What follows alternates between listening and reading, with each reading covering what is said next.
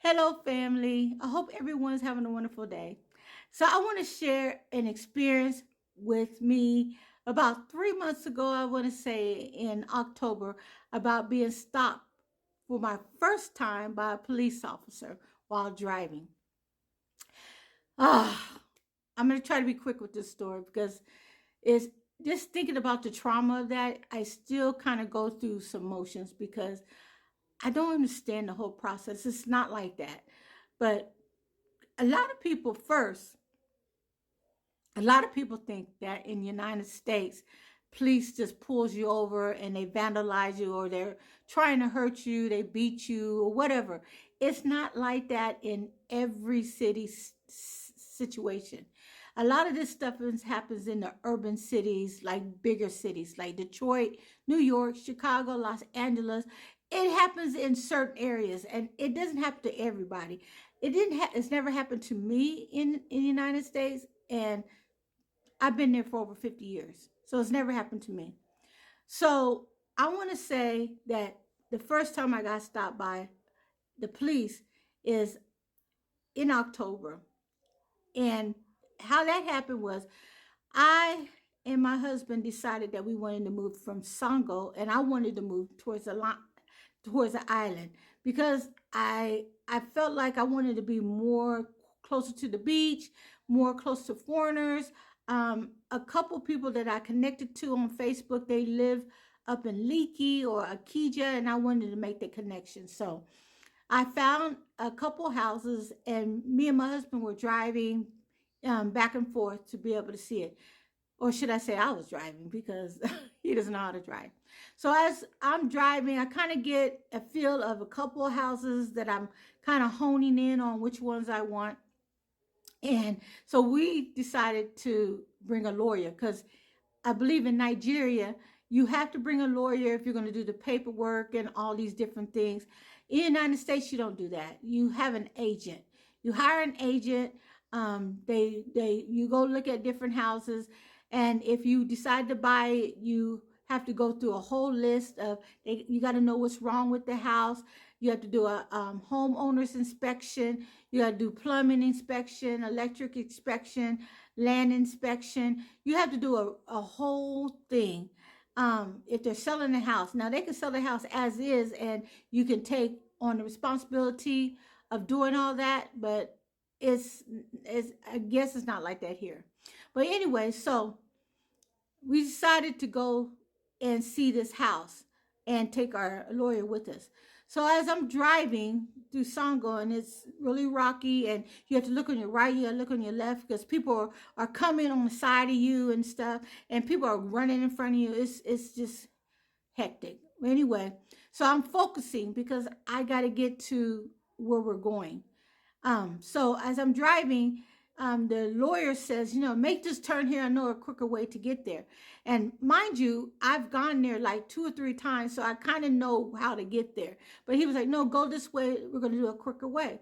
So I was like, I don't know. My spidey sense said, don't do that. But my husband said, yeah, go ahead. He knows what he's doing. I'm like, oh my gosh. Okay. So I made this left. When I made this left, we come to a point downtown. I can't remember if it was Aja. I can't remember the place up there. So I don't want to give the wrong place, but it may have been Leaky. So when we get there, I can't tell if I can make a left turn or do I have to go right and go back around. So there's this white little bus come to me and says, come on, follow me and I'll help you go out," because he must have looked to see that I was kind of perplexed. So my husband said, "Go ahead and go." So when I did that, I was driving and I almost get to the stoplight, and the guy that told me to come, he goes right in front of me and he stops, literally stops. I had to hit my brakes. He jumps out the vehicle and he starts screaming at me. And he says I tried to hit him, that I was trying to run him over. And then we had like 10 to 15 guys surround the whole entire car.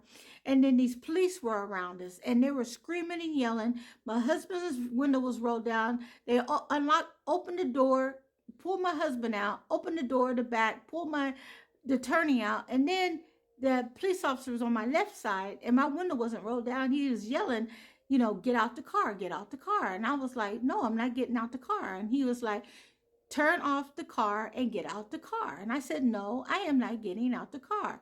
So I put my hand on the steering wheel and I kept looking forward. And the guy that pulled my husband out, there was a guy that sat in his seat and he was putting the phone right in my face. And I was covering my face like this. And I was like, don't videotape me. What are you doing? Like, what's going on? And they were like, get out the car, get out the car, get out the car. My first thought was they're going to take the car and leave us stranded in this place. That was my first thought. My second thought was, I can't even call the embassy because I can't, my phone is like not in the area I can just grab it. And my third was just to pray and say, God, please help me because I don't know what's going on. You know, I didn't know if I was going to be kidnapped, to be honest with you. So the police officer still saying, get out the car, get out the car, get out the car. And so I said, if you stop yelling at me, I can comply, but I need to know what's happening. And he says, you try to hit this car. And I was like, I didn't try to hit this guy, just came right in front of me. You can see he's right in front of me. So why would I want to hit him? He's the one telling me to go. So I just paused, got out the car, and the police officer jumped in the car. Now, mind you, I'm standing behind the car now. I walk around, and my husband is like yelling, trying to get to me. And I don't even know where the attorney was. And at that point, who cared? And so I get, I'm standing by the car, and one of the officers says, you need to go in the car because you try to hit this car, and now we got to take you to the police station. So I was like, what? And so I said, I'm not leaving without my husband. And my husband's like, you're not taking my wife anywhere. I mean, my husband was fighting everybody to get to me. And, you know, that's my man. He was trying to get to me, and he got to me. And finally, the police officer said, okay, get in the car with her. So he gets in the car. We sitting in the back seat. I grabbed the key card, the car key, so we could have it. So we're driving, and he takes us to Oshidi. I don't know where that's at, but it took us like 30 minutes. And then he took us to a car place, and he tells us to get out. And he tells my husband to give him the car key. And he forces my husband out. We're standing outside. He takes the car inside this little police garage thing. And I'm thinking, oh, I didn't get a good feeling with that. I was thinking like, oh, no, this is not going to be good at all. And so the guy comes out, and he says, you need to go on to the courthouse down to our Oshidi department, which how are we going to get there? We got no transportation. So I ordered an Uber on my car. A Uber came, took us down. It took us about 30 minutes to get there. The lawyer was there. He took us inside to the courthouse. My husband calls his father because he's got connections. It started pouring down rain. It was raining, it was lightning, it was thundering, it was just kind of chaotic. So we're sitting there. The attorney's telling me, just calm down, calm down. There's this older man just praying over me that no bad thing will happen to me, no bad thing happened to me. You know, it was just chaotic. So make a long story short, we sat there. We got there about 10 o'clock in the morning. We sat there until like 9 o'clock at night. And finally, whoever that my husband, his dad needed to talk to, he talked to him. I think he gave him a little bit of